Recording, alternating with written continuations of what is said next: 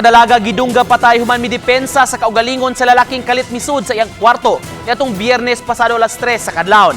Gilang biktima nga si Rosana Amorin, 25 anyos, taga barangay Kalituban, Talibon sa lalawigan sa Bohol. Sa pagighinabi sa investigador sa Talibon Police Station, Police Corporal Peter Fuentes, nga gisulod sa suspect ang balay sa biktima, bitbit ang kutsilyo aron himon ang krimen apan gingong nisukol ang biktima hinungdan nga gidunggab kini. Nasayran nga nagkalalis ang duha niadtong Huwebes dihang gisundan sa suspect ang biktima.